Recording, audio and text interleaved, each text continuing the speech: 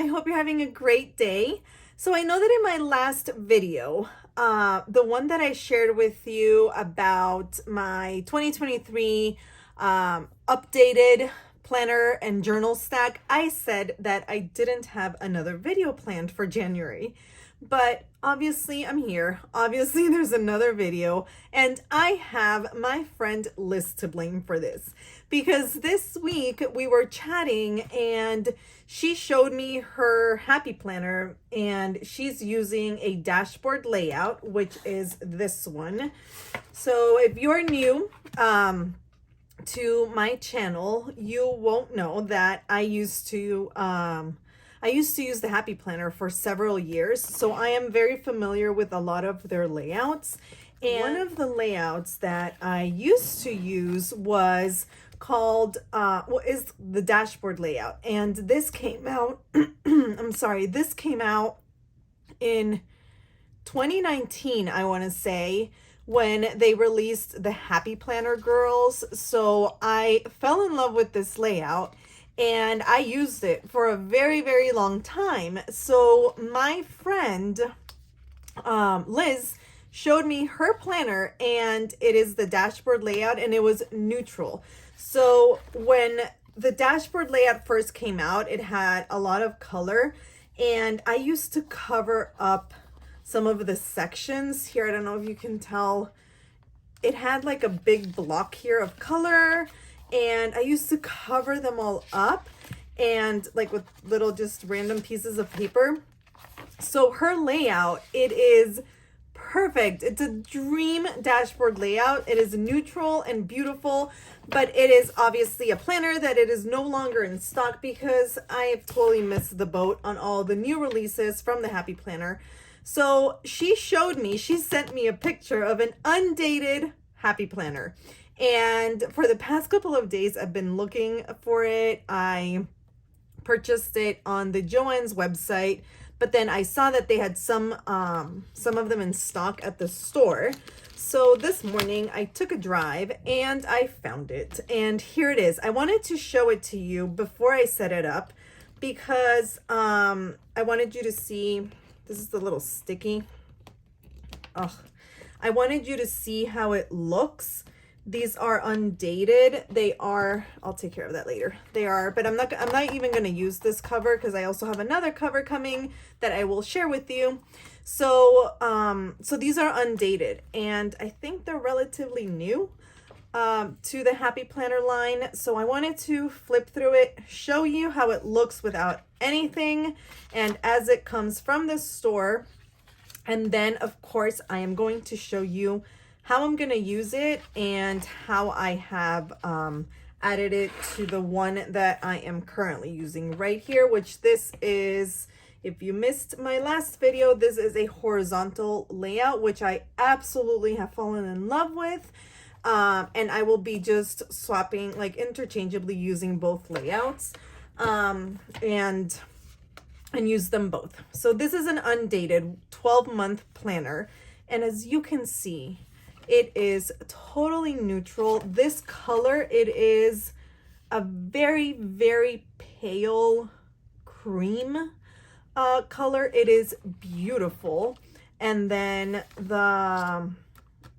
this is the dashboard layout. So it has the task list that I always added in.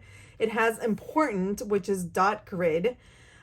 Looking ahead, which is blank, but I showed you last week that I have this big stencil, but also I know they have smaller ones, but I also, what I do, if I don't need the big stencil for that little box. So what I would do is I would just continue the line from these lines over here, and just go with my pencil and make the lines. So that is what I'm going to do with this section, because I do need it to be lined. And then this is dot grid. And then you have the other side of the layout. It is undated, but because I love hoarding stickers, I am always prepared. And I have also been using undated inserts in all my ring planners for the past year. So I have these stickers are the date dots from Papery Planning. I have a year's worth. I actually have 2 sets of a year's worth. So I'm going to use these to date the calendar portion and also the weekly portion of the planner. Again, I am not intimidated by dating an undated planner. I actually find it very relaxing. I put on an audiobook and just start with my tweezers, dating all the pages. But I'm not gonna do it all in one sitting. I'm gonna date January and February for this planner and then just keep going. And then I also have some month strips. These are from Daisy Paper, which I think that this color matches so well with this color. So I'm going to use these. And then I have also from Papery Planning, I have some monthly font scripts that I'm going to use to date just the first page of the week, of the weekly. And then I have some others that I've taken out from Paper Panda just in case I want to use them. But I have everything that I need to set this planner and date it, and I'm gonna do that and show you how it looks. But let me just show you how it looks without anything. So I believe that this planner has 5 weeks in each section. So 1, 2, 3, 4, 5, 6. Oh, I take that back. So 6. So there's even extra. So you can, you'll have more. So I will just probably, once I start dating, I will just take out some of the ones in the middle. Okay, but anyway, let's keep going. So I loved these dashboards. Once I saw it on the website, I thought that this planner is the planner that would come to life if Happy Planner and Cloth and Paper had a baby. I think it's beautiful. I love the classic size. I've always been drawn to that size, and I love the dashboards. So tell me that this does not remind you of Cloth and Paper and their beautiful minimal aesthetics. So this is the undated planner that I'm gonna start setting up, and I will use both layouts interchangeably depending on what I need and the mood that I'm in. This is my favorite one. I love the font and everything. It is just so beautiful.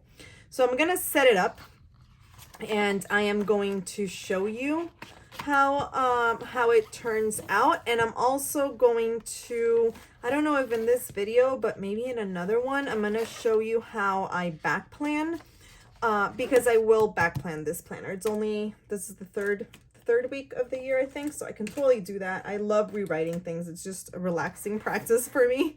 So I'm going to back plan a little bit and just show you how you can use 2 different layouts and have the same information and just make it work. So if you're in between layouts and just want to get some inspiration, again, I'm not sure if it's going to be too long for this video, but if not, it's going to be in an upcoming video. So if you want to see that, make sure to subscribe. And that brilliant idea for a video came from my friend Julie from Plan to Create, which has awesome content on disc bound systems as well. So if you're not subscribed to her channel and following her on Instagram, please make sure to do so. Okay, so let me start setting it up, and thanks again to my friend Liz. She is a crazy crafter on Instagram for finding this beautiful planner for me, and I am excited to start using it. Okay, let me set it up. Okay, so I dated. I didn't back plan, I dated. I'm going to back plan and show you. I dated just 2 months. So I dated January and February, and I used the little date dots that I showed you. and I also dated the weeklies. So I'm gonna leave it like this. I won't go ahead and date March because I have these really cute stamps by Carrie Bradford that I think are gonna look really cute in March. So I'm gonna see about stamping the next time I set it up. I'm not gonna stamp here. This is always going to be little dots, but these fit perfectly. So I think it'll look really cute, the stamp here. And I'm gonna see, but I just want to give myself that option, so I'm not going to go ahead and date everything. But ideally, what I would like to do is date 3 months at a time. That way I have enough room to plan ahead and use the planner. Okay, so this is how it's going to look. I am going to go ahead and back plan a little bit and show you a filled out week. So I finished back planning the first couple of weeks of January, and I did use the dashboard layout this past week, and I loved it. Like I mentioned before, I've used this layout. I'm very familiar with it, and I think it is such a great layout with the way that I plan and the things that I need to have in a weekly spread. So for right now, I am using this layout and loving it. So let me show you what I did and how I am using the undated planner. So I set up the initial dashboard. The first page of all my planners have a family dashboard, and I do get asked how I print my pictures. So I have an app where I just create the collage and then I make the border white and I then just send them out to print at Walgreens. So that's how I print these pictures out to fit this little page protector. It's a photo slip from the Happy Planner also. I've just kept them from years past, and I love these for storing pictures and just using it as a great way to insert some memory keeping elements to my planner. And then I put in here the stickers that I am using on a daily basis and the sticky notes. So this cover also is from the Happy Planner, and it is the Deluxe snap-in cover in the color Stone. And then here I added some little journaling cards, and these were sent to me in my recent order from Cloth and Paper. And here I have a sticky note that I use to just chicken scratch things that I need to have on paper really quickly so I don't forget them. So you can also see the difference between my handwriting when I am writing super fast and when I am writing really slow and taking my time.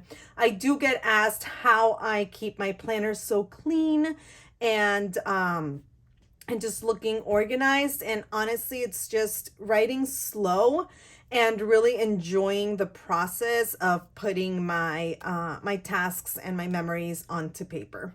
So what I did with this planner is I did combine some of the elements from my horizontal planner into this undated dashboard. And the first thing that I did here is I glued the cover page of the horizontal dated one that I had to the cover page of the undated one. And then that's the only thing that I did. And then it just kind of goes into the dashboard of the dated one. In February, I will do a full flip of January and February so you can see it, and I will have covered up, some of the more sensitive information in my planner, so that's why I can't really show you. But if you want to see how I've used that dashboard, you can check out my latest video because I do share it there. And the only thing that I added to this spread is I added a half sheet where I will track my social media income. I'm going to write down the videos that I'm going to publish that month. And then next to it, I will write down my revenue. And then I will also track my substitute teaching income as well.